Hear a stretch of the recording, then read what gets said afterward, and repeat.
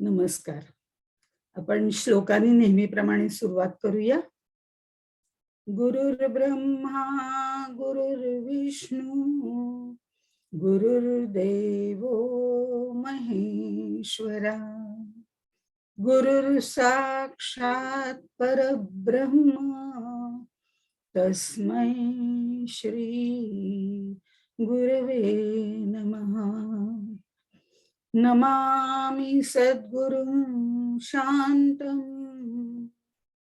सच्चिदानन्दविग्रहं पूर्णब्रह्मपरानन्दम् ईशं आनन्दिवल्लभम्. ज्ञानेश्वर महाराज की जय. जय जय रघुवीर समर्थ. आपण नमनाचे पहिले 5 श्लोक जे माऊलींनी संस्कृत मधनं सुरुवात करून लिहिलेली आहे, ते पहिले 5 नमनाचे श्लोक आपण बघितले. त्याच्यात त्यांनी नेहमीच्या ह्याच्याप्रमाणे पहिलं परब्रह्माचं वस्तुनिर्देश नमन केलं, त्यानंतर सद्गुरूंचं वर्णन केलं आणि अशा तऱ्हेने पुढची वंदनं त्यांनी 5 केलेत. आणि त्या 5 श्लोकांमध्ये संपूर्ण अमृतानुभव भरलेला आहे. एकदम शॉर्ट आणि स्वीट ज्याला बघायचं असेल त्यांनी तेवढ्याच विचार करावा, कारण संस्कृतचं ज्यांना ज्ञान आहे त्यातनं ते खोल अर्थ शोधू शकतात. पण आमच्या सारख्यांना जरा संस्कृत कळायला कठीण जातं.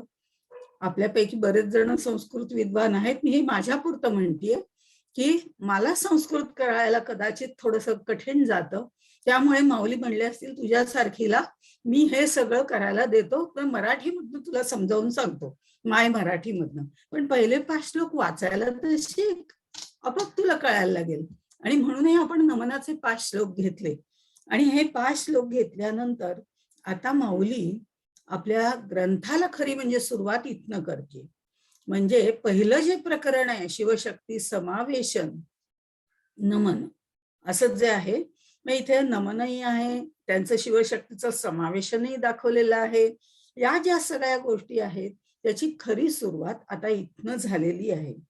आणि ही माय मराठीतून त्यांनी केलेली आहे, कारण सामान्यापर्यंत जर आपला अनुभव नेऊन पोचवायचा असेल तर फक्त तो संस्कृतात लिहून काही उपयोगाचा नाही. केवळ संस्कृत येत नाही मला म्हणून मी हे अनुभवाचं ज्ञान कसं घेणार, मला ते ग्रहण करता येणार नाही, अशी कुणाची भावना होऊ नये. म्हणून त्याची चव सगळ्यांना चाखता यायला पाहिजे, म्हणून त्यांनी हा माय मराठीतून लिहिला. केवळ हा निर्मळ हेतू त्याच्यामध्ये होता, पण त्याही वेळेला तो मराठीतून लिहिला म्हणून काहींनी त्रासही दिलेला आहे. कारण पांडित्य जर सांगायचं असेल तर ते संस्कृत मधनच सांगितलं पाहिजे असंही म्हटलं जातं त्या काळामध्ये. पण ही आमच्या सगळ्यांची आज खूप मोठी सोय झालेली आहे. आपला अनुभव सांगताना खरं म्हणजे सर्वसामान्यांपर्यंत ज्या वेळेला आपण जातो, म्हणजे माऊलींची धारणा अशी असावी की आपण जेव्हा सर्वसामान्यांपर्यंत जातो त्यावेळेला त्यांना एकदम अलौकिकातले अनुभव सांगणं कठीण जातं. त्यांना ते समजले पाहिजेत, त्यांना ते आपण सांगत असताना कळले पाहिजेत. म्हणून त्यांनी अनेक उपमा एकांवर एक दिलेल्या आहेत. पण व्यवहारामध्ये किंवा प्रपंचामध्ये जे अनुभव सर्वसामान्य जनांना येतात त्याच अनुभवांचा उपयोग करून, त्याचेच दाखले देऊन, त्याचीच उदाहरणं देऊन त्यांनी त्यांचा अनुभव जो पारलौकिक आहे तो थोडासा लौकिकात आणून त्याच्याशी निगडीत करून सुरुवात त्यांनी तशी केलेली आहे. सुरुवातीला पहिलं प्रकरण आपल्याला आवडतंच, कारण ते आपल्याशी निगडीत आहे आणि आपल्याला बरोबर काय त्यांना म्हणायचं ते कळतं, कारण प्रत्येकाची प्रकृती आणि त्या प्रकारची धारणा वेगवेगळी असते. पण त्यांनी सांगताना अगदी बहारीने त्याचं वर्णन केलेलं आहे, तर त्यामुळे त्याच्याशी तो निगडीत केलेला आहे आणि ती उदाहरणं देऊन त्यांनी सांगितलेली आहेत. तर सामान्यपणे मागच्या वेळी मी म्हटलं की आहार निद्रा भय मैथुन हे आपल्याला सगळ्यांना निश्चितपणे त्या सगळ्या चौकटीमधनं जावंच लागतं. पण या ह्याच्यामधला जो मैथुन हा प्रकार आहे तो ज्ञानदेवांनी इथे घेतलेला आहे. इथे मानवी मिथुन प्रीतीच्या अनुभवाचं सूत्र त्यांनी ह्याच्यामध्ये घेतलंय. म्हणजे मी काय म्हणते, मानवी मिथुन प्रवृत्तीच्या किंवा प्रीती म्हणूया, त्या अनुभवाचं सूत्र त्यांनी घेतलेलं आहे. आणि ही जी त्यांची भावना जी आहे ना, ती अतिशय उत्कट भावना आहे. आम्ही जी प्रीती करतो ती प्रीतीची भावना नव्हे, ती त्यांनी निगडीत केली आहे फक्त त्याच्याशी, कारण आपल्याला समजावं म्हणून. पण त्यांची जी भावना आहे ती अत्यंत उच्च कोटीची अशी अपार प्रीतीची, ज्याला अत्युत्कट भक्ती असं म्हटलं जातं, त्या पद्धतीची आहे. आपण दोन्ही पद्धतीने ते समजावून घेणारच आहोत. आपली उदाहरणं आपण बघणार आहोत आणि ती उदाहरणं बघणार आहोत. त्यामुळे हे पहिलं प्रकरण आपल्याला खूप आवडतं, दुसरंही आवडतं सद्गुरूंचं असल्यामुळे. पण ही प्रकरणं सांगत असताना मग हळूहळू ते आपल्याला गहन ज्ञानामध्ये पुढे पुढे पुढे जसे नेतात, तसं वाटतं अरे बापरे, हे वेगळंच काहीतरी सांगतायत. पण आपल्याला तोपर्यंत आपली ऐकायची धारणा तयार झालेली असते. ऐकायची धारणा तयार होण्याकरता पहिल्या काही गोष्टी ह्या हलक्या फुलक्या मजेच्या सांगितल्या तर लोक सुरुवात करतात. पहिल्यांदाच पांडित्य सुरुवात केलं की अमृतानुभव म्हणजे अद्वयाचं ज्ञान आहे, आणि ते अद्वय आणि अद्वैतामध्ये हा असा असा अनुभव वेगवेगळा भाग आहे, त्याचं जर आपण वर्णन केलं तर शास्त्रशुद्ध रीतीने ते असं असं होतं. म्हणजे बापरे, हे सगळं डोक्यावरनं गेलं, मला म्हणताना पण दम लागला. म्हणजे असं ते फार हे होतं. तर आपण आधी लोकांना आपल्या मर्जीमध्ये घेऊया आणि त्यांच्या संसाराची त्यांना उदाहरणं देऊया. पण त्यांच्या संसाराची न म्हणता शिवशक्ती संसार करतायत अशा तऱ्हेने आपण ती देऊया. आणि म्हणून त्यांनी सुरुवात केलेली आहे. आपलं कदाचित पहिल्यांदा थोडे कमी श्लोक होतील, याचा अर्थ असा नाही की पुढे ते तेवढ्या स्लो गतीने चालतील. पण पहिली एकदा आपली धारणा तिथे पक्की झाली की मग आपण एक दोन श्लोकांवरनं उड्या मारल्या तरी चालण्यासारख्या आहेत, कारण त्या तेच तेच अनुभव किंवा तेच तेच वृत्त त्याच्यामध्ये त्यांनी सांगितलेलं आहे. पण पहिला प्रकरण, दुसरं प्रकरण, हे 2-3 प्रकरणं आहेत, पहिली 4 साधारण, ती थोडी हळूहळू होतात आणि मग आपल्याला जवळ समजायला लागतं आणि मग पुढचं भराभर घेतलं तरी चालतं. अशा पद्धतीने खरी घेण्याची पद्धत मुळामध्ये मी अशी ठेवली आहे, कारण आपलं ऐकतोय ही धारणा पक्की व्हावी म्हणून. इथे त्यांनी पहिल्याच श्लोकामध्ये, श्लोक म्हणायचं तर आता ह्याला हा संस्कृत नाहीये, ही ओवी आहे. आणि त्यामुळे ही ओवी त्यांनी म्हटलेली आहे, सांगितलेली आहे आपल्याला. तर ती जी प्रीतीची भाषा त्यांनी सुरुवात केली ती इथपासूनच केलेली आहे खरं. पण सांगताना त्याच्यात तत्वज्ञान पण सांगितलेलं आहे.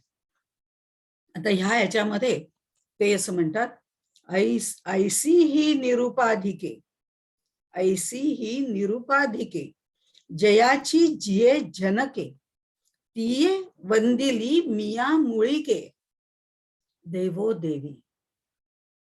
आता ऐसी, ऐसी म्हणजे कैसी? तर ऐसी म्हणजे आता जे 5 श्लोकातनं सांगितलंय ना, त्या पहिल्या 5 श्लोकांप्रमाणे मी ही जी निरुपाधिक आहेत त्या जगाच्या जनकांचं वर्णन करतोय. म्हणजे ऐशी म्हणजे आधीच्या 5 श्लोकात वर्णन केलेली, आणि निरुपाधिक जी आहेत, कारण पहिलंच आपलं यदक्षरम अनाखेयम आनंदम, हे केवल स्वरूप त्यांनी परब्रह्माचं वस्तुनिर्देश करताना सांगितलं होतं. हेही तसेच आहेत, कारण हे मूळ स्वरूपामध्ये जर बघितले तर मंगल शिवच आहे. आताही त्यांची 2 रूप आहेत, शक्ती सहित शिव आणि शक्ती, अशा पद्धतीने हे त्याचं दुसरं रूप आहे. मग ही जी पहिल्या ह्याच्यात केलेली आहे ती, आणि नंतर गुरूंचं जे शबल झालेलं आहे ते, मी अशा पद्धतीने तिसऱ्या ह्याच्यात तर ह्याच वर्णन आहे शिवशक्तीचं. अशा तऱ्हेने या पहिल्या 5 श्लोकात ज्यांचं वर्णन केलंय ती निरुपाधिक आहे, तीच जगाची जी जनके म्हणजे जगाला जन्म देणारी आहेत, माय बाप आहेत, आणि जगाची मूळ असलेल्या अशा या शिवशक्तीला मी वंदन करतो. मिया वंदिली मिया मुळीके, तिये वंदिली मिया मुळीके, असा सरळ सोपा ओळीचा अर्थ आहे. पण इथे शिवशक्तीला वंदन करतो ह्या सगळ्या ओवीमध्ये त्यांनी शास्त्रार्थही दिलेला आहे. आपण जसं जसं वाचू तसं आपल्याला तो उलगडायला लागतो. इथे त्यांनी म्हटलंय की जगाची जिये जनके. आता जगाची जनक, जनक म्हणजे जन्म देणारी, सांभाळ करणारी वगैरे, हे तर आहेच अर्थ. आता जगताचं कारण काय आहे, कोणतं आहे? तर अर्थात याच्यावरती अनेक वेगवेगळे मतप्रवाह आहेत. जगाचं जनक असणारे हे कारण कोण आहेत, उत्पत्तीचं कारण कोण आहेत, याच्यावरती सांख्य आहेत, नैयायिक आहेत, मध्वाचार्य आहेत. ह्या वेगवेगळी जी दर्शन आहेत ना, त्या प्रत्येकाची मतं वेगवेगळी आहेत. उदाहरणार्थ जर बघितलं तर प्रकृतीचा, मी एकेका वाक्यात सांगते, प्रकृतीचा परिणाम जग आहे असं सांख्य मानतात. तर चैतन्याचा परिणाम जग आहे असं वल्लभाचार्य मानतात. किंवा आणखीन अद्वैत तत्वज्ञानामध्ये तर परब्रह्म हेच आहे, दुसरं कोणी नाहीच आहे, न दुसरं कोणीच नाही, एकम एव अद्वितीय अद्वैत तत्वज्ञान. तेच त्याचं जनक, ज्याला म्हटलं जातं निर्माण करता, कारण आहे असं. आपण त्याच्यात पडायचं नाहीये. पण ज्ञानेश्वरांचं मात्र एक कौतुक करावंसं वाटतं. त्यांनी इथे कोणालाही चूक बरोबर म्हटलेलं नाही, कोणाचे विचार त्यांनी खोडून काढलेले नाहीत, आणि सगळेच ते वंदनीय आहेत आपापल्या जागी असं त्यांचं मत असावं. कारण त्यांनी कुणाचंच मत खंडन इथे केलेलं नाहीये, सगळ्यांचा त्यांनी आदरच केलेला आहे. पण तरी सुद्धा त्यांनी मात्र आपलं वेगळं तत्वज्ञान, म्हणजे ज्याला आपण अद्वैत तत्वज्ञान म्हणतो किंवा शांभव तत्वज्ञान म्हणतो, त्याची सुरुवात इथपासूनच केलेली आहे. देवो देवी हा शब्द वापरून. कारण हा द्वंद्व समास आहे. द्वंद्व समासामध्ये दोन्ही पदांना तितकंच महत्व असतं, सेम, दोघांना समान हक्क. त्याप्रमाणे दोघांनाही सेम एक त्यांना हे दिलं जातं, वजन दिलं जातं, त्याच्यात वेगळेपणा नाहीये. त्यामुळे त्यांनी जी वापरले ते जनक जनके किंवा देवो देवी असे शब्द वापरलेत. त्यांनी कुठेही माया ब्रह्म, प्रकृती पुरुष असे रूढ शब्द वापरलेले नाहीत. आणि त्यांचं तत्वज्ञान सिद्ध करण्याकरता जरी शंकराचार्यांचं अद्वैत तत्वज्ञान सांगता सांगता त्यांनी हेही सांगितलं की ज्या पृथ्वीमध्ये आम्ही राहतो, ज्या धरणी मातेवर आम्ही राहतो, ज्या ब्रह्मांडामध्ये आम्ही राहतो, ते खोटं आहे असं तरी कसं म्हणायचं? आपण हेच सांगताय ना की त्यांनीच त्या परब्रह्माने घेतलेली ही विविध रूप आहेत. मग तेच मी सांगणार आहे, पण फक्त थोडं वेगळ्या शब्दात सांगणार आहे आणि तुमचा मान राखून सांगणार आहे. असं शंकराचार्यांच्या पावलावर पाऊल ठेवणारेच आहेत, पण तरीही आपलं तत्वज्ञान वेगळेपणाने मांडणारे असे हे ज्ञानेश्वर आहेत. ते ज्ञानाचे ईश्वरच आहेत, अशी ही माऊली आहे, तिने मराठीमध्ये सुरुवात केलेली आहे. आणि म्हणून ते असं म्हणतात की आम्ही या प्रत्यक्ष जगामध्ये वावरतो, पण आम्हाला सुद्धा काही वेळेला याचं जगत कारण काय आहे ते कळत नाही. आम्हाला आमच्या उत्पत्तीचं कारण कोण आहे? आमचे आई वडील, त्यांचे आई वडील, त्यांचे किती जाल तुम्ही पुढे, पण त्या सगळ्याच्या उत्पत्तीचं कारण कोण आहे हे आम्हाला सुद्धा काही वेळेला समजत नाही. या नाम रूप जगाला आद्य कारण, निर्माता ही देवो देवी आहेत. हे जगाची जनके आहेत, निर्माण करता आहेत असं त्यांनी सांगितलेलं आहे. आता इथे ही देवो देवी कारण आहेत असं म्हटलेलं आहे. कारण म्हणजे तरी काय आहे हो? कारण म्हणजे बिकॉज नव्हे, तर रॉ मटेरियल असं आपण म्हणूया. फार तर कसं आहे, मला जर एखादं पेन तयार करायचंय, बॉल पेन तयार करायचंय, तर मला त्यासाठी आधी रॉ मटेरियल आणावं लागतं ना. कंपनी सुरू करायचे, बॉल पेनची करायचे, मग प्लास्टिक आणायला पाहिजे, त्याच्यातली शाई आणायला पाहिजे, ती रिफिल आणायला पाहिजे, वगैरे वगैरे.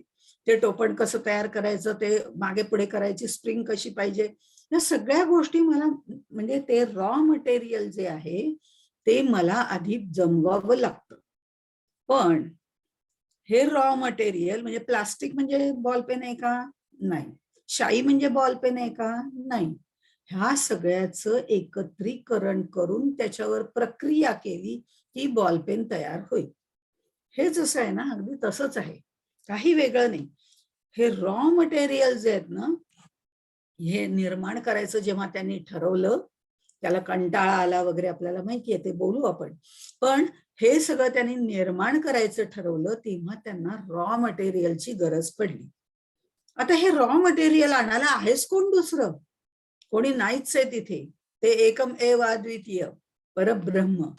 त्यामुळे दुसरं कोणी नाहीच आहे. मग आता दुसरं कोणीतरी असायला पाहिजे.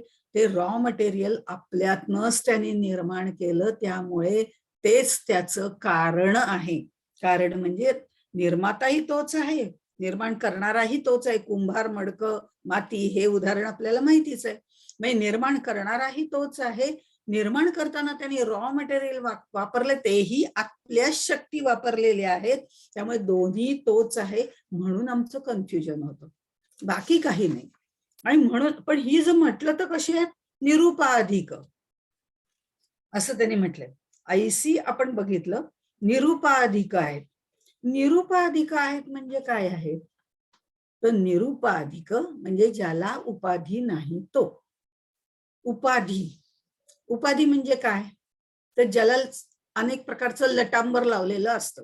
म्हणजे आपण नाही का म्हणतो डिग्र्यांचं लटांबर आहे बाबा त्याच्या मागे, म्हणजे ह्या सगळ्या त्याच्या उपाधी आहेत. ह्या व्यवहारातल्या झाल्या. पण परमार्थात सुद्धा आम्ही उपाधी लावतो. ती कुठली आहे, तर ती एक उदाहरण म्हणून देते, ह्यात काही वाईट आहे असं मुळीच नाही. आपण कोणाच्या मागे श्री श्री श्री लावतो, कोणाच्या मागे राजगुरु लावतो, कोणाच्या मागे राष्ट्रगुरु लावतो, कोणाच्या मागे कुलगुरु लावतो, हे ब्रह्मांड नायक लावतो. ह्या त्यांच्या उपाधी आहेत, त्या त्यांनी निर्माण केलेल्या नाही आहेत. त्यांनी ते कार्य केलंय, पण उपाधी आम्ही त्यांना लावली. संत कधी आपल्याला उपाधी लावून घेत नाहीत, आम्ही त्यांना उपाधी लावतो आणि आमच्या कुवतीप्रमाणे लावतो. पण मुळात ते उपाधी रहितच आहेत, पण त्यांना उपाधी नाही म्हणून ते निरुपाधिक आहेत. पण उपाधी आपण जर बघितलं तर छोटीशी मूर्ती एखादी असते, मुळातली मूर्ती असते, अंगुष्ठ मात्र म्हणूया छोटीशी, त्याच्यावरती शेंदूर लेपन करून करून दरवर्षी मंत्र म्हणायचे, शेंदूर लेपन करायचं. ती गणपतीची मूर्ती वेगळे वेगळे आकार धारण करत जाते. मुळातलाच आकार तो असतो, सुरुवातीला असतो. जसं जसं लेपन करत जाऊ तस तसं त्याच्यात थोडा थोडा बदल होत जातो, आपल्याला कळतही नाही, आपला वरती तो प्रभाव राहतो. आतली जी मूर्ती आहे ती मुळिके, आणि बाहेरची जी शेंदूर घेतलेली मूर्ती आहे ती उपाधी. म्हणजे ते रूप बदलत जातं. उपाधी आपण थोडस उपाधीवरती, कारण हे निरुपाधिक वारंवार येणार आहे, मग त्यावेळेला प्रत्येक वेळेस सांगायची गरज नाही की निरुपाधिक म्हणजे काय. तर उपाधी म्हणजे तरी काय आधी, तर संस्कृतमध्ये असं काही वेगवेगळे ग्रंथ आहेत ज्याच्यामध्ये आपल्याला याचे शब्दार्थ सापडतात, अर्थ देणारेच असतात, अनेक प्रकारचे वेगवेगळे असतात. तर काही जणांनी सांगितलंय ह्याच्यात उपाधी म्हणजे फसवणूक, काही म्हणतात खोटे आवरण, मूळ स्वरूप न दिसता भलतच दिसणं, असे वेगवेगळे त्यांनी त्याच्या उपाधीचे अर्थ दिलेले आहेत. आता पण याच्यात मुळात सगळ्यांच्या ह्याच्यात मिळून एक अर्थ काय निघतो तेवढाच आपण बघूया. त्याच्यामध्ये त्यांनी असं सांगितलंय, ही उपाधी कुठल्या कुठल्या पद्धतीची लागते, तर साधारणपणे जाती जाती जाती पण जाती स्त्री आणि पुरुष ही उपाधी आपल्याला लागते, बरोबर आहे. मी स्त्री आहे, मी पुरुष आहे, ही स्त्री आणि पुरुषाची उपाधी आम्हाला लागते. आता ती उपाधी जरी आम्हाला लागली तर आध्यात्मिक दृष्ट्या बघितलं तर आपण असं म्हणत नाही की पुरुषाचा तो आत्मा, स्त्रीची ती आत्मी, असं म्हणत नाही. दोन्हीला आत्मा एकच आहे. हा शब्द आहे की स्त्रीमध्ये पण आत्मा आहे, पुरुषामध्ये पण आत्मा आहे, असंच आपण म्हणतो. पण शरीराची उपाधी लागली स्त्रीला, स्त्रीची उपाधी लागली त्या शरीराला, आणि ह्याला पुरुषाची उपाधी लागली की आपोआपच त्यांच्या बोलण्यात, आचरणात सगळ्यात फरक पडतो. काही त्याच्यात लज्जा आहे, सौंदर्य आहे, इथे कर्तृत्व आहे, श्रेष्ठत्व आहे. हा कुठेतरी हल्ली कर्तृत्व श्रेष्ठत्व दोन्हीकडे येतं, पण तरी सुद्धा असं त्यांना काहीतरी ती उपाधी बरोबर, म्हणजे जे शरीर धारण करतो त्याप्रमाणे त्या त्या गोष्टी बदलल्या जातात. मग त्याच्यात काय बदल होतो, तर गुण. गुण कोणते, माझ्या शरीराप्रमाणे मला जे शरीर मला दिलेलं आहे भगवंताने धारण करायला, त्या शरीराप्रमाणे, माझ्या शरीराप्रमाणे त्याच्यामध्ये गुण निर्माण होतात. स्त्री असेल तर तिच्यामध्ये थोडीशी लज्जा निर्माण होते, पुरुष असेल तर त्याच्यामध्ये थोडासा शूरपणाचा भाव निर्माण होतो. हे तर आहेच आहे, पण सर्वसाधारणपणे बघितलं तर पशु आहेत, हिंस्र पशु आहेत. वाघ सिंह, वाघ सिंहाचं शरीर धारण करायला दिलंय, त्या शरीराची उपाधी लागली की आपोआपच त्यांच्यात हिंस्रपणा येतो. माणसाची उपाधी लागली म्हणजे माणसाचं शरीर दिलं, मग स्त्री पुरुष कोणी असू दे, हा भेद तर आहेच आहे, पण तरी सुद्धा त्याला थोडीशी बुद्धी, मनाची काहीतरी भावभावना, जाणीव, या सगळ्या प्रकार दिल्या जातात. म्हणजे ते गुण त्याला चिकटतात. गाढवाची शरीराची उपाधी दिली ती सगळी, तर आपोआपच कष्ट करण्याची प्रवृत्ती त्याच्यामध्ये निर्माण होते. म्हणजे जी जी शरीर उपाधी लागेल त्या त्याप्रमाणे ते ते गुण माझ्यामध्ये येतात. म्हणजे उपाधीमध्ये स्त्री पुरुष वगैरे सारखा भेद आहे, स्त्रीलिंग पुल्लिंग प्रत्येक बाबतीमध्ये कोणत्याही प्राण्यामध्ये. पुन्हा ज्या प्राण्याची उपाधी लागेल त्याप्रमाणे गुण पण येतात. क्रिया, आणखीन एक गुण त्याला चिकटतो उपाधीमध्ये येणारा. जे शरीर धारण केलं जातं त्यानुसार कर्म निर्माण होतं. कर्म तर करतोच, मनुष्यही करतो, सगळेच करतात, पण जे शरीर धारण केलं जातं त्याप्रमाणे कर्म केलं जातं. मला जर आईचं शरीर मिळालं, नंतर नंतर आधी स्त्रीचं, स्त्री नंतर त्या सगळे गुण, मग ते गुण आल्यानंतर पुढे आईचं शरीर मिळालं असेल की आई मातृत्व माझ्याकडे येणार आहे, आपोआपच त्या मातृत्व भावनेने करण्याची वृद्धी माझ्यामध्ये येते. ती क्रिया त्या त्या पद्धतीने केली जाते. पण तीच स्त्री जर शाळेत शिक्षिका असेल तर त्यावेळेला ती मातृत्व भावना तिच्यामध्ये असेलच, पण त्या क्षणी ती क्रिया करताना ती शिक्षक, ज्ञानदानाचं कार्य करणारी, या दृष्टिकोनातनं ती ते कार्य करते. नोकरीच्या ठिकाणी आपण जर बघितलं की आता आईचा मातृत्व भाव आहे, तसं वडिलांचं जर बघितलं तर करते पण असा भाव आहे, पालन करते असा भाव आहे. जनक जननीमध्ये तेच आहे ना. तसंच आई वडिलांचा भाव आहे, तसं नोकरीच्या ठिकाणी गेलं आणि ती क्रिया करायला लागली की आपोआपच साहेब आणि त्यांचा नोकर म्हणा किंवा त्यांच्याकडे काम करणारा, अशा पद्धतीच्या जशा क्रिया असतात, ज्या क्रिया ते शरीर धारण करतं, म्हणजे त्याचा जो रोल असेल त्याप्रमाणे ती क्रिया केली जाते. मग पुढे संज्ञा तर आपल्याला सगळ्यांना माहितीच आहे. नामरूप आम्ही धारण करतो. ते रूप घेताना सुद्धा स्त्रीचं शरीर दिलं असेल तर ते रूप वेगळं असतं, पुरुषाचं शरीर असेल तर ते रूप वेगळं असतं. त्यांच्यातले गुण वेगळे असतात, त्यांच्यातल्या क्रिया वेगळ्या असतात, तसं नाम सुद्धा वेगळं असतं. पुरुषांची नामं वेगळी, म्हणजे मुलांची वेगळी, मुलींची वेगळी, कुत्रा मांजर यांची सुद्धा नावं वेगळी आपण ठेवतो. म्हणजे त्या त्या शरीराला जसं त्यांनी धारण केलं असेल त्याप्रमाणे आपण त्यांना ती नावं पण देतो, आणि नावं देतो त्याच्याबरोबर त्यांचं रूप पण वेगवेगळ्या प्रकारचं येतं. म्हणजे उपाधी लागली की किती बदल होत जातात हे सगळं आपल्या लक्षात आलं तर यातले कुठलेही जाती, गुण, क्रिया, संज्ञा काहीही ज्यांना लागत नाही ते निरुपाधिक. आणि हे जनक जननी जी आहेत ती निरुपाधिकच आहेत मूळ स्वरूपामध्ये. शिवशक्ती स्वरूपात जेव्हा येतात तेव्हा तीही वेगवेगळी रूप लागतात, कारण त्यांना ती उपाधी लागते. पण तरी सुद्धा मुळातलं त्यांचं जे रूप आहे ते मंगल शिवाचं रूप आहे, ते मात्र निर्गुण निराकार असंच सांगितलेलं आहे, निरुपाधिकच सांगितलेलं आहे. म्हणून आद्य शंकराचार्यांचं उदाहरण तर आपल्याला सगळ्यांनाच माहिती आहे. उपाधीच्या बाबतीत म्हटल्यानंतर ते आपल्याला हेच उदाहरण देतात, ते म्हणजे स्फटिक आणि जास्वंद. स्फटिक पांढरा शुभ्र, त्याला कुठलाही रंग नाही असं, पण त्याच्या खाली जर आपण जास्वंदीचं फूल ठेवलं तर ते लाल रक्तवर्ण धारण करतं.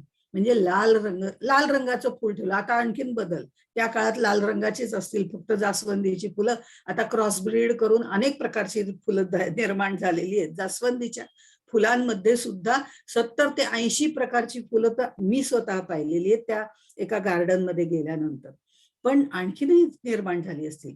कोणत्या रंगाचं तुम्ही जास्वंदीचं फूल घालताय तसं स्फटिकाचा रंग बदलतो, कारण त्या स्फटिकाला त्या जास्वंदीच्या फुलाचा, त्या रंगाचा तो संपर्क, ती उपाधी त्याच्यामध्ये लागते. म्हणजे हे शंकराचार्यांपासून, आद्य शंकराचार्यांपासून आलेलं उदाहरण आहे स्फटिक आणि जास्वंद.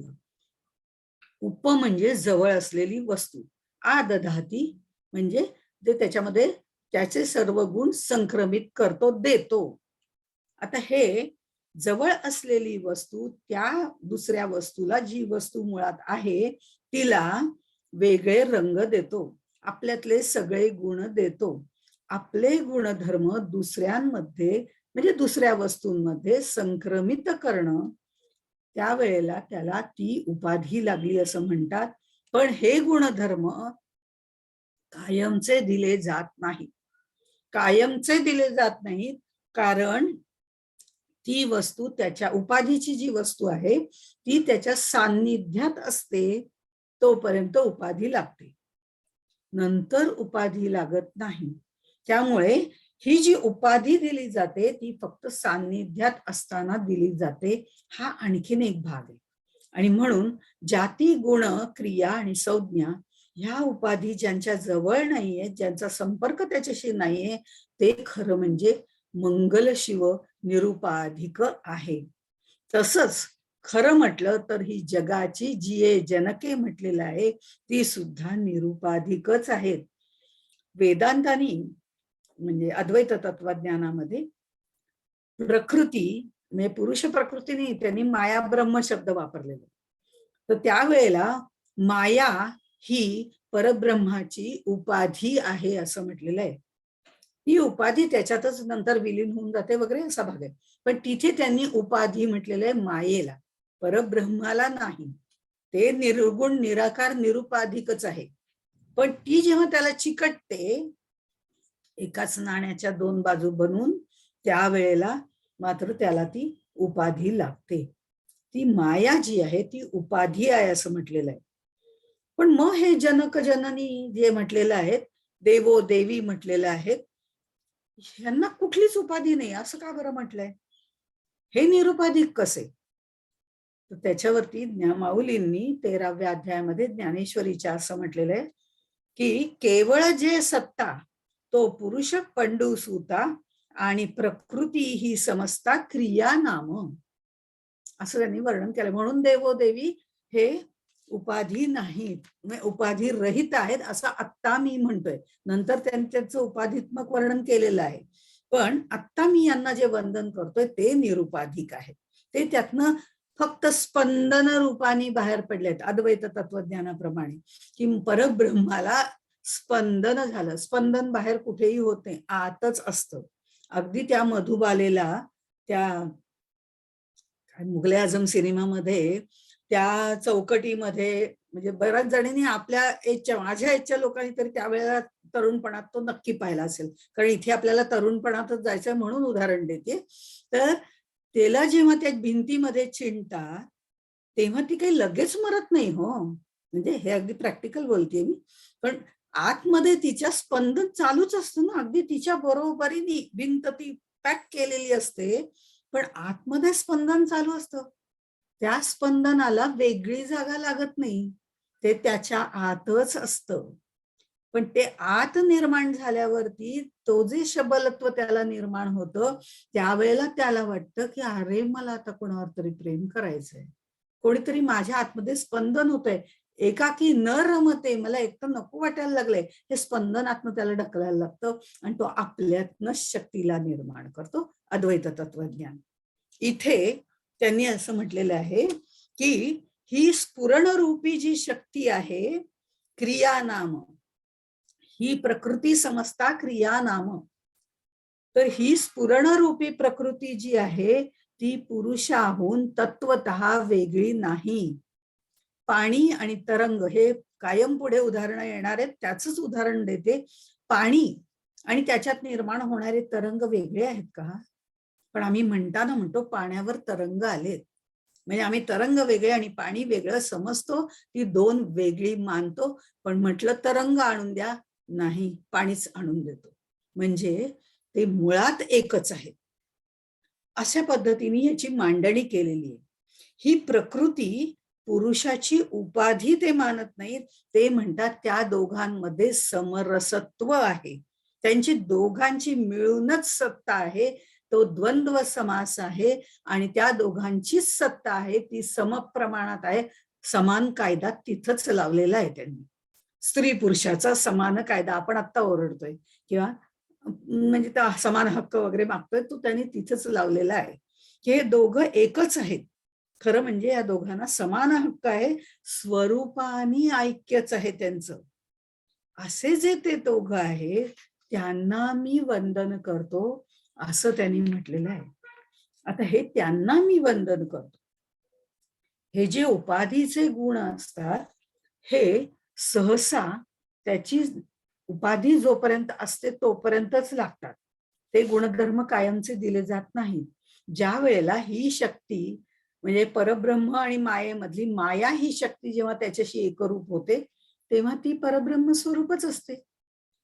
समर्थांनी या ह्याच्यात समर्थ अद्वैत तत्वज्ञानाचेच पुरस्कार करते आहेत आणि आद्य शंकराचार्यांना फॉलो करणारे आहेत. तर त्यामुळे ते सुद्धा सांगताना असंच पद्धतीने सांगतात, ते आपण बघूया. पण तरी सुद्धा इथे जे यांनी सांगितलंय ते अद्वैत तत्वज्ञान आहे. हा परम मंगल शिव आहे, त्याला स्फुरण झालं आणि मग शक्ती सहित शिव निर्माण झाला. जो ती शक्ती त्याच्यातच आहे आणि ती एकरूपत्व समरस झालेली आहे. मी त्यांना देवोदेवी म्हणतो. त्यांनी कुठेही माया ब्रह्म वगैरे शब्द वापरलेले नाही. आता हे जे आहे हे दिसायला दोन आहे, समुद्र आणि लाटा दिसायला दोन आहेत पण आहेत एकच. हे दोघे शिव आणि शक्ती आहेत, देवो आणि देवी आहेत आणि अत्यंत गोडी गुलाबीनी आपला संसार करतायत. त्या दाम्पत्याचं, त्या मिथुनाचं वर्णन आता पुढच्या श्लोकापासून त्यांनी सुरुवात केलेली आहे. आणि हे पुढच्या श्लोकातलं जे वर्णन आहे ना त्याची सुरुवात करतानाच त्यांनी अशी म्हणताना म्हटलंय, जो प्रियूच प्राणेश्वरी. पुढचा दुसरा श्लोक आहे, जो प्रियूची प्राणेश्वरी, उलथे आवडीची सरोभरी, चारुस्थळी एका हारी एका अंगाची. थोडी ही जुनी भाषा आहे. तिथे त्यावेळेला म्हणजे ज्ञानदेवांच्या वेळेला त्या मराठी भाषेमध्ये कुठेही काही दुसरे शब्द आलेले आपल्याला दिसत नाही. पूर्ण शुद्ध मराठी, माय मराठी आपण म्हणूया, ती मुळातली. बघा इथे सुद्धा मोळिकेच आहे. हळूहळू जसं जसं पुढे पुढे काळ बदलत गेला आणि एकनाथांच्या काळामध्ये मग त्याच्यामध्ये यवनांचं सुरू झालं. थोडे हिंदी मिश्रित शब्द, थोडे किंचित असं मी म्हणेन. पण जर आपण दासबोध बघितला तर त्याच्यात हिंदीशी मिळते जुळते शब्द जास्त वापरलेले आहेत. ती शुद्ध मराठी म्हणता येत नाही, ते आणखीन वेगळंच प्रकरण आहे. कारण त्याला मराठी म्हणायचं का कुठली मराठी म्हणायचं तर ती त्यांची झाडी भाषा आहे. तो आपला दासबोधाचा विषय नाहीये. त्यामुळे तिथे न जाता आपण इथे म्हणू ही शुद्ध मराठी आहे. याच्यात कुठलीही सरमिसळ नाहीये. अन्य शब्दांची असेल तर संस्कृतचीच आहे, कारण त्याच्यातनच त्यांनी ती निर्माण केलेली आहे म्हणून. पण ती मिसळ नाही म्हणता येणार, ते मुळिके आहे, त्यामुळे त्याला मिसळ नाही म्हणता येणार. मग इथे त्यांनी म्हटलेलं आहे,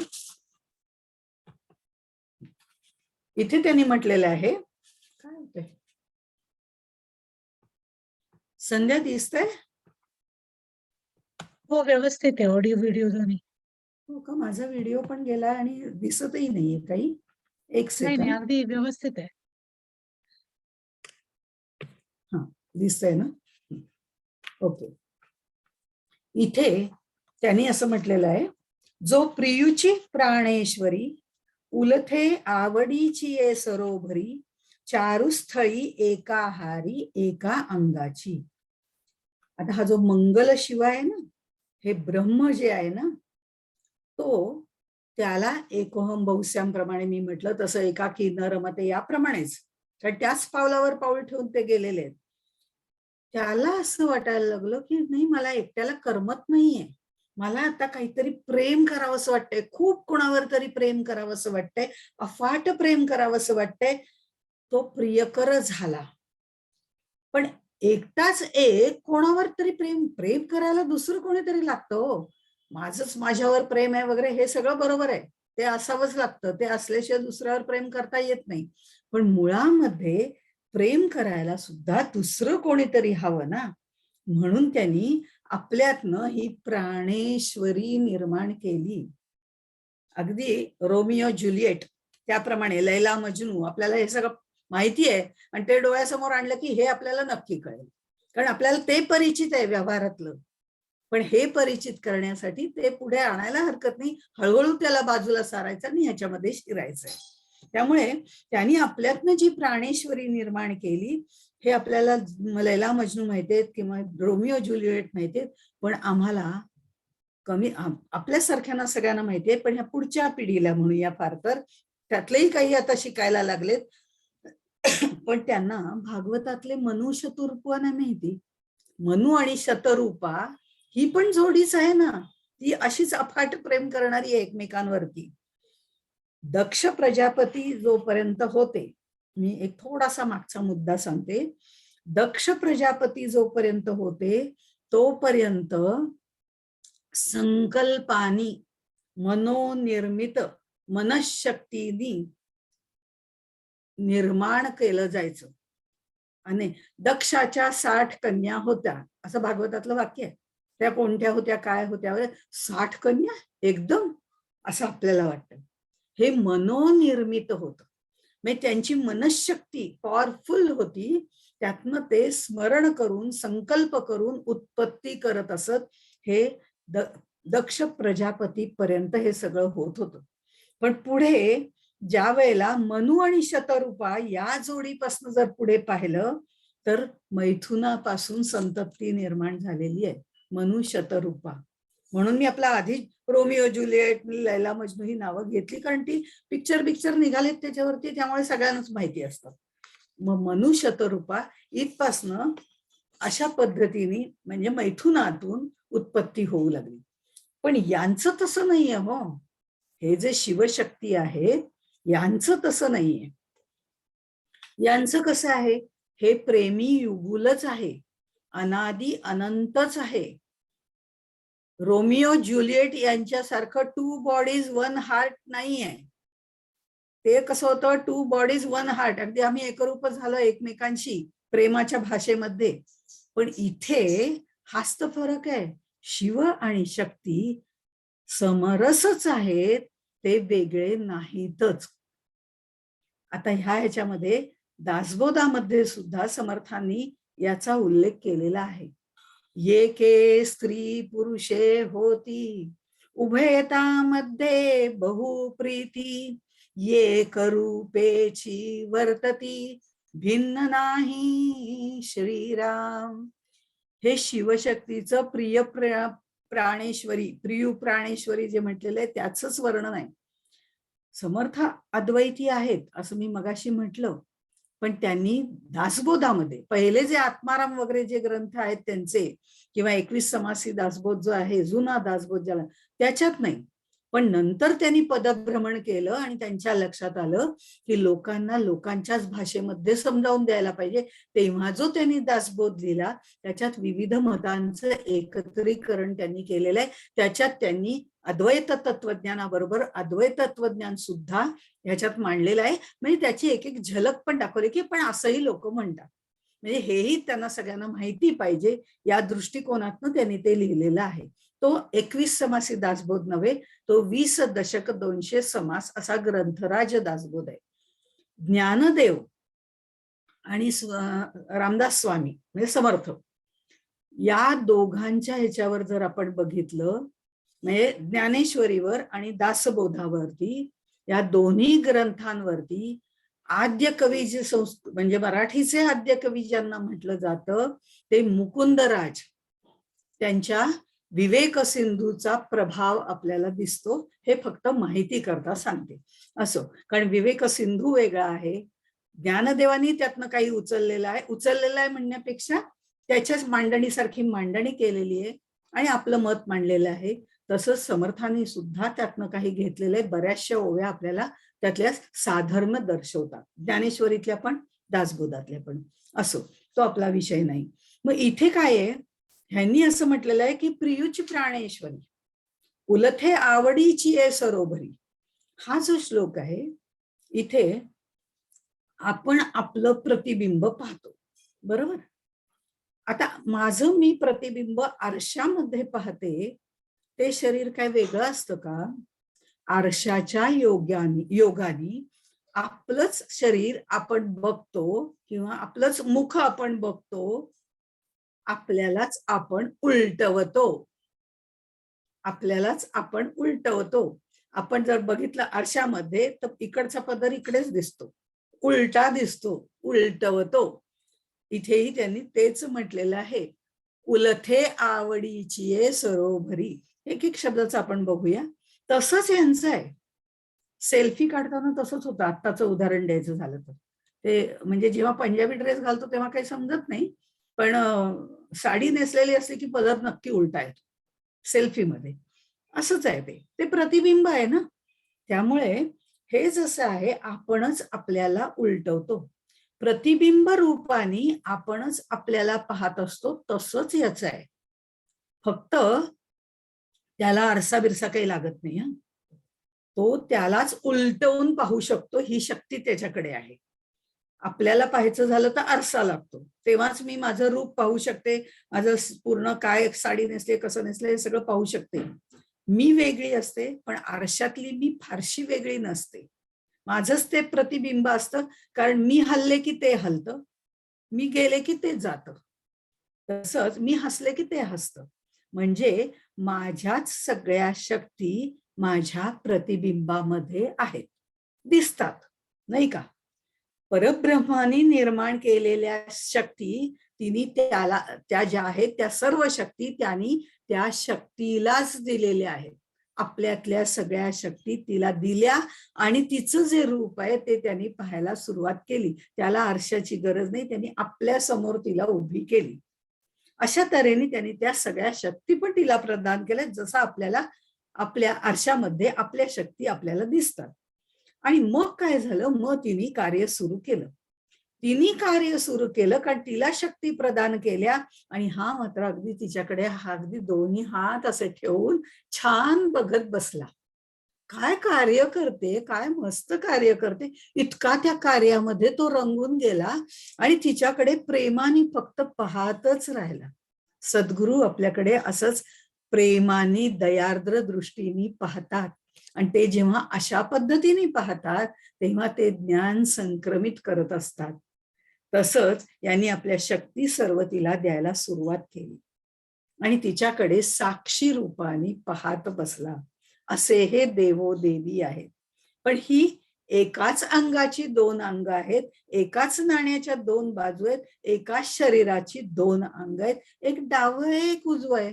अर्धनारी नटेश्वर, शिवशक्ती.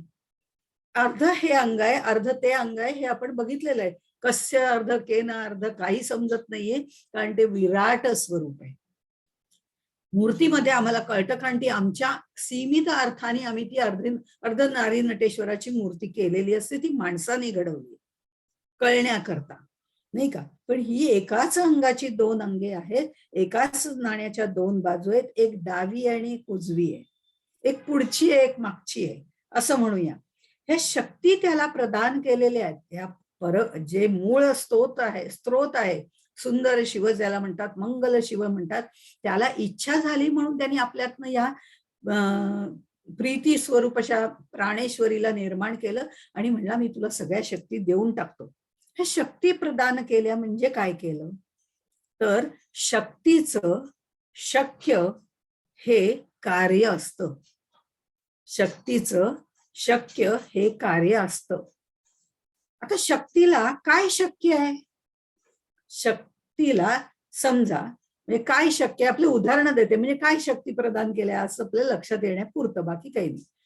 हे म्हणजे असं म्हणताना जरा जड वाटतं ना की शक्तीचे शक्य हे कार्य आहे.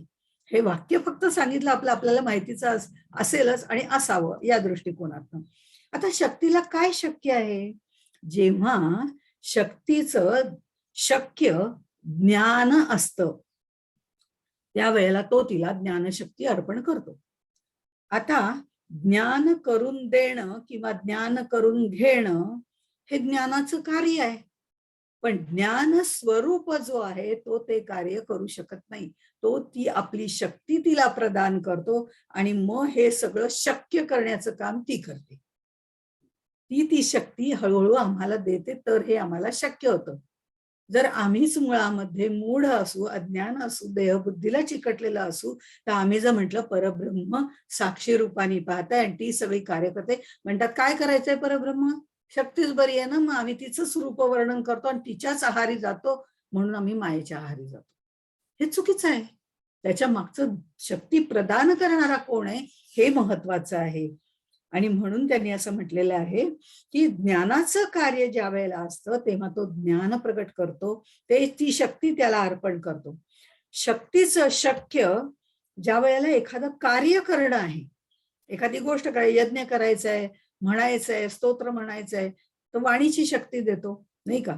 म्हणजे जी कार्यशक्ती आहे, कार्य करण्यासाठी लागणारी कार्यशक्ती आहे, ती कार्यशक्ती ते सुंदर शिव जे आहे, मंगल शिव आहे, ते आपल्या परब्रह्म स्वरूपाने जे आहे ते तिला ते प्रदान करतं, कार्यशक्ती प्रदान करतो, आनंद शक्ती प्रदान करतो, अस्ति भाती प्रिय असं सगळं तो तिला अर्पण करतो.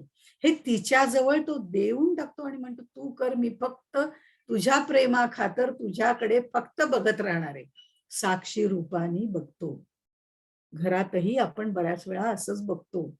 हल्ली असतंच असं नाही, हे ज्ञानेश्वरांच्या काळातलं आहे, एवढं फक्त लक्षात ठेवायचं आणि आपण त्या पातळीवर जाऊन बघायचे. ज्ञानेश्वरांच्या पातळीवर जाणं आपल्याला शक्य नाही, पण त्या काळातल्या ज्या जोड्या आहेत, जे पुरुष आणि स्त्री आहेत, त्या काळात, कारण नाही तर मला प्रत्येक वेळी आता काळ इतका बदललाय समान हक्कामुळे, तर आम्ही म्हणू, मी जो म्हणेन की पुरुष हा करताय त्याच्यात कर्तृत्व आहे, म्हणजे नाही नाही, बायकात सुद्धा आहे.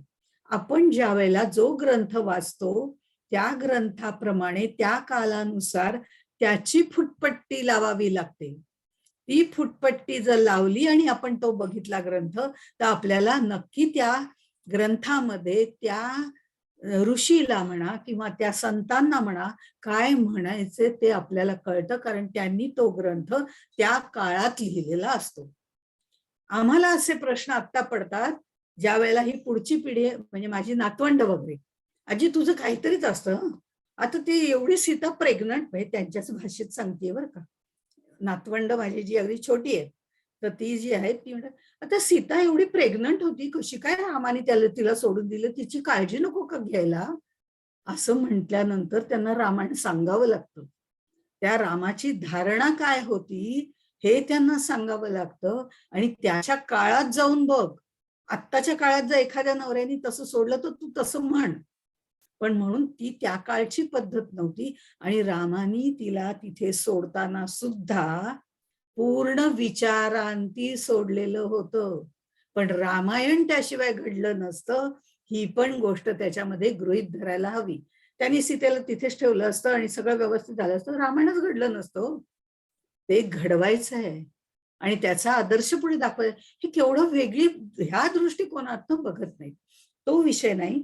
पण हे जे आहे, ही आपण सुद्धा या काळात जाऊन बघितलं तर आपल्या लक्षात येतो की ती शक्ती हा सगळं तिला प्रदान करतो आणि ही शक्ती एकदा प्रदान केल्यानंतर तो तिच्या कार्याकडे मस्तपैकी बघत बसतो, किती सुंदर कार्य करते. अशा तऱ्हेने तो तिच्यावर प्रेम करायला लागतो, तो साक्षी रूपाने बघतो. म्हणजे हे देव देवी जे आहेत तो त्यांचा आनंद उपभोगतात. अशा पद्धतीने त्यांनी सगळं वर्णन जे केलेलं आहे ते हे दोघं जे आहेत ना, ते दोघं उलथे आवडीची सरोवरी चारुस्थळी एका आहारी. बरं, हे प्रेम करायला जे दोघ जण बसलेत ना, ते दोघं प्रेम करताना सुद्धा प्रेमी युगुल दाखवलेलं आहे त्यांनी संसारातलं, म्हणून तो प्राणेश्वरी म्हणतो. आता हे प्राणेश्वरी जे म्हटलेलं आहे प्रेमी युगुलांच्या बाबतीत, जो प्रियूचं प्राणेश्वरी, त्या प्राणेश्वरी मध्ये सुद्धा खूप अर्थ. मी जे म्हटलं ना, पहिल्याच ओवीतला अर्थ आपण समजावून घेऊ की पुढचं सगळं समजेल आपल्याला. कारण हे जे प्राणेश्वरी जे म्हटलेलं आहे, आत्ता सुद्धा आपण लव्ह लेटर मध्ये, आता म्हणजे आपण नाही, पुढची पिढी लव्ह लेटर लिहिताना की आपण ये मेरा प्रेमपत्र पढकर वगैरे ते सोडून देऊ, पण प्रेमी युगल सुद्धा वापरताना अगदी तू माझी प्राण सखी आहे वगैरे वगैरे वापरतात मधल्या काळातले लोक. त्यामुळे ह्या प्राणशक्ती म्हटलं जातं तिला, प्राणेश्वरी म्हटलं जातं. तोच शब्द ज्ञानदेवानी इथे वापरलाय, पण त्याच्यामध्ये वेदांत भरलाय. हे आपण बघायचंय त्यातनं. हा अर्थ जो लावलाय ना, पंचप्राणाची ईश्वरी आहे ती, शक्ती प्रदान केलेली आहे तिला. या प्राणामुळे हृदय चालतं. बघा, व्यावहारिक दृष्टिकोनातून उदाहरण देते. प्राणामुळे हृदय चालतं, श्वासोच्छ्वास चालतो प्राणांमुळे. प्राणांमुळे चत्वारवाणी बोलण्याचं कार्य करते, प्राणांमुळे पचन होतं, प्राणांमुळे रक्ताभिसरण होतं. प्राण, अपान, व्यान, उदान, समान असे हे पंच प्राण आहेत. आपल्या शरीराचं सगळं कार्य हे पंचप्राण चालवतात. हे आपल्याला पटलंय. अहो, ब्रह्मांडाचं कार्य सुद्धा हे पंचप्राणच चालवतात आणि तेच त्यांना मांडायचे पुढे. त्यामुळे हे पंचप्राण जे आहेत, म्हणून ती प्राणेश्वरी आहे. तिला त्या शक्ती दिल्या आहेत की आता हे सगळे तू वापर. जसं शरीरात आहे, जेवढे आहे पिंडात तेवढे आहे ब्रह्मांडात. पिंडातील साहित्य घेऊन योग साधावा. कारण आम्ही ब्रह्मांडापर्यंत जाऊ शकत नाही, पण आम्ही पिंडाचा विचार नक्की करू शकतो. कारण आम्हाला त्यातलं थोडं थोडं सायन्स पण कळतं, थोडं थोडं वेदांत पण कळतो. पूर्ण कळतं असं मी म्हणूच शकत नाही, कारण तो अफाट समुद्र आहे. तर त्यामुळे आपलं जसं शरीराचं कार्य पंचप्राणांनी चालतं, तसं ब्रह्मांडाचं कार्य सुरळीतपणे पार पाडण्यासाठी ही प्राणेश्वरी आहे, जिची या पाचही प्राणांवर सत्ता आहे, ईश्वरी. त्या पाचही प्राणांचं ईशन करते ती ईश्वरी, पंचप्राणेश्वरी असं आहे खरं. म्हणून तिला प्राणेश्वरी म्हटलं आणि तीच त्यांना प्रिय आहे, कारण ती ब्रह्मांडाचं कार्य करणार आहे आणि ती बिघडून चालत नाही बरं का.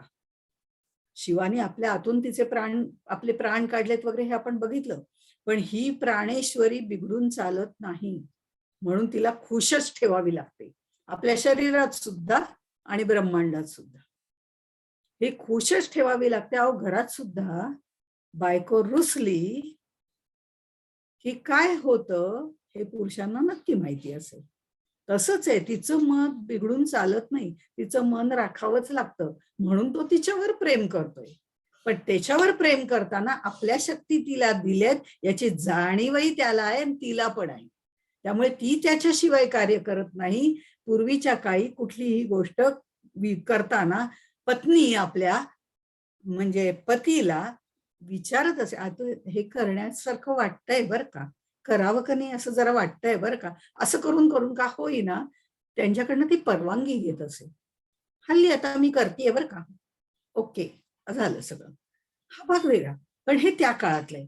त्यामुळे त्यालाही माहितीये की मी हिला पंचप्राण दिलेले आहेत, ती शक्ती दिलेली आहे, तिने कार्य करायचं. तसं तिलाही माहितीये की मला यांच्या ऑर्डर प्रमाणे कार्य करायचे. कार्य मी करेन, पण शक्ती त्यांनी प्रदान केलेली, ती बिघडून चालत नाही असं मी म्हटलं. आणि तसंच ते त्याचं स्पंदन आहे. आपण एकटे आहोत हे त्याला जाणवल्याबरोबर त्यांनी हे निर्माण केलेलं आहे असं मी पहिल्यांदा सांगितलं.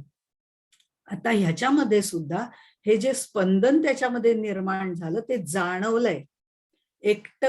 तो एकटा होताच असं त्याची असे, पण ह्या असण्याबरोबर जाणवणं जेव्हा निर्माण झालं तेव्हाच एकाचे दोन झाले.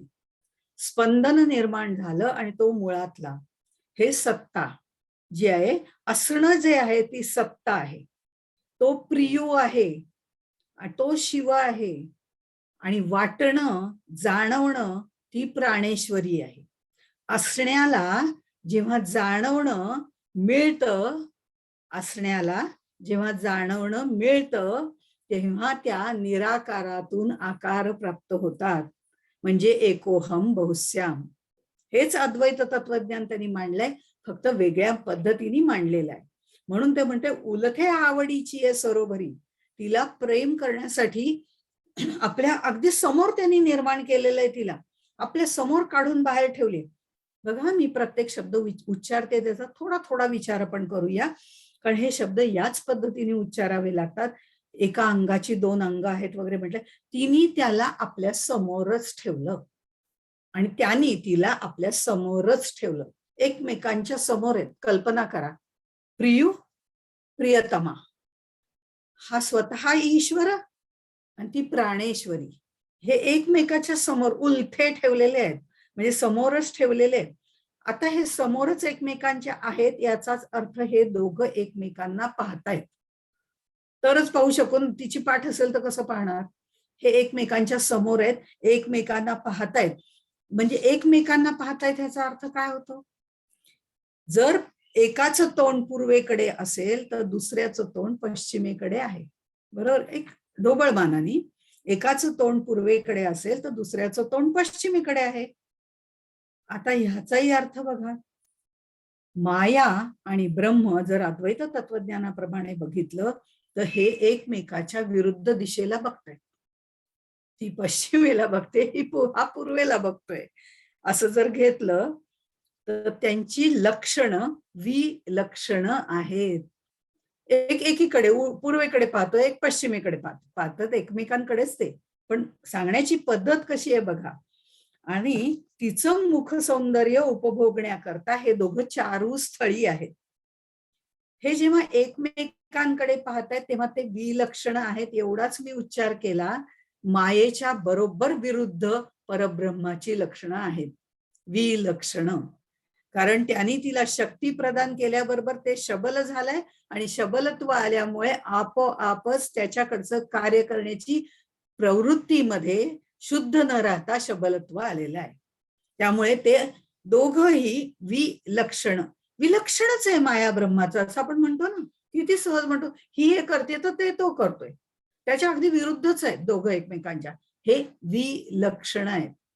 आपण जर उदाहरण घ्यायचं झालं, 1-2 मिनिटात सांगते. विवेकानंद आणि रामकृष्ण परमहंस जेव्हा गुरु शिष्य या बाबतीत बोललं जातं वेगवेगळी उदाहरणं देऊन, तेव्हा मी नेहमी म्हणते की हे दोघं विलक्षण आहेत. असं मी पटकन म्हणते की विलक्षण आहेत.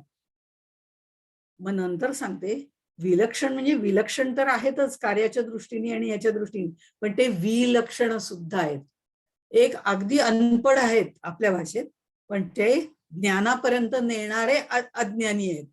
लौकिकदृष्ट्या अज्ञानी आहेत, पण अलौकिकदृष्ट्या ते ज्ञानीच आहेत. आणि हा जो विवेकानंद आहे तो लौकिकदृष्ट्या ज्ञानी आहे, पण त्याला ज्ञानाकडे नेणारे हे अज्ञानी आहेत. असं इतकं त्यांच्या प्रत्येक गोष्टी जर आपण बघितल्या तर हे विलक्षण आहे आपल्या लक्षात येतं. तो एक उदाहरणाकरता म्हणून सांगितलं, त्याचा विस्तार करावा तेवढा कमीच आहे. तो साधारण प्रवचनात्मक केला जातो. गुरु शिष्यांचं प्रवचन असतं त्यावेळेला वेगवेगळी उदाहरणं दिली जातात तेव्हा. पण इथे मात्र काय आहे, हे असेच विलक्षण आहे माया ब्रह्माप्रमाणे, कारण हे शक्ती सहित शिव आणि त्यांची शक्ती आहे. हे दोघंही एकाच रमणीय स्थळावर बसलेले आहेत, म्हणजे परब्रह्म मूळ मंगल शिव जो आहे त्याच्या चारू स्थळी बसलेले. ते अधिष्ठान जे आहे बसण्याचं ते मात्र मूळ स्थानच आहे, तिथे ते बसलेले आहेत. त्या परब्रह्माच्या अधिष्ठानावर हे प्रकृती आणि पुरुष बसलेले चारू स्थळी. त्याचाही विचार आपण शेवटी करणार आहोत, कारण यांचं सगळं कळलं की त्याचा उच्चार करणं आपल्याला सोपं जातं. आता एकाहारी एका अंगाची इतके प्रेमात पडलेले असतात की त्यांची अंग 2 दिसतात, पुरुष आणि प्रकृती, माया आणि ब्रह्म. माया आणि ब्रह्म, पुरुष आणि प्रकृती. आता आपण ह्याच्या पुढे अशा पद्धतीने बोललो की लक्षात येईल, पण आपण प्रत्येक वेळे माया ब्रह्म पुरुष प्रकृती हे म्हणणार नाही, कारण हे शब्द ज्ञानदेवांनी वापरलेले नाहीत. कारण जर माया ब्रह्म वापरलं, कधी कधी मधनं वापरेन समजण्याच्या दृष्टिकोनातनं, पण जर हे शब्द वापरले तर त्याला कुठेतरी अद्वैताचा हे येईल, रंग येईल. जर मी पुरुष प्रकृती वापरलं तर सांख्यांचा रंग येईल.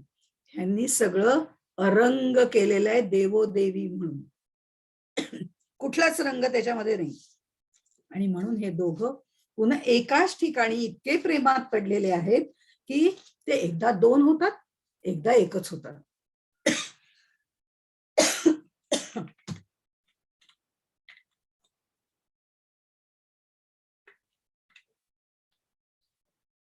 हे त्यांच्यातलं सामरस्य आहे. आपण हाही श्लोक बघताना आपण बघितलेलं होतं, सार्धकेन च कस्यार्धम, की ते दोघांच्या एकमेकांच्या अगदी जवळ आले ना की एकरूपच होतात. आणि आम्ही जेव्हा बघायला जातो तो वेगवेगळे होतात. त्यावेळेला मी सळसळते आहेत असा उच्चार केला होता. ते एकदा एक दिसतात, एकदा दुसरे दिसतात, म्हणजे दोन रंगी दिसतात. रंग एकच असतो साडीचा, फिरता रंग. तसे हे दोघं आहेत. म्हणून ते एकाच स्थळी बसलेले आहेत, त्यांच्यात सामरस्य आहे, हे आपण लक्षात घेऊन मग पुढच्या श्लोकाकडे पुढच्या वेळेला वळू. तोपर्यंत इथेच थांबू. ज्ञानेश्वर महाराज की जय.